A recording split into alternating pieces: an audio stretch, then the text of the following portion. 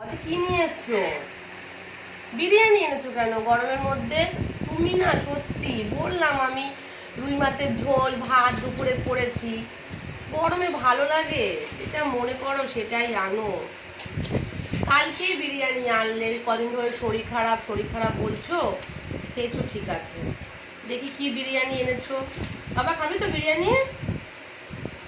ও বাবা, তুই হেভি বিরিয়ানি এনেছো, হেভি বিরিয়ানি এনেছো গো। দেখো বন্ধুরা, দেখো দেখো, কালকে বিরিয়ানি, গরমের মধ্যে এত বিরিয়ানি ভালো লাগে বলো? এটা মনে হয় মাটন বিরিয়ানি এনেছো গো, মাটন বিরিয়ানি এনেছো। ও আবার স্যালাড দিয়েছে।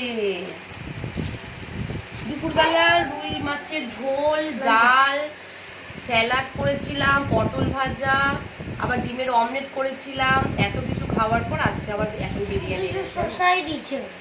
এই দেখো আবার একটা এনেছে, দেখো দু দু প্লেট এনেছে। এতটা লাগে না আমাদের, জানো তো। এখন সরো বাবা, আমি একটু ঢালি। এতটা লাগে না, দেখো দুটো প্লেট। এতটা খেতেও পারবো না আমরা মনে হচ্ছে। ও এটা মটন, দুটোই মটন বিরিয়ানি এনেছো। আচ্ছা চলো খেয়ে নি।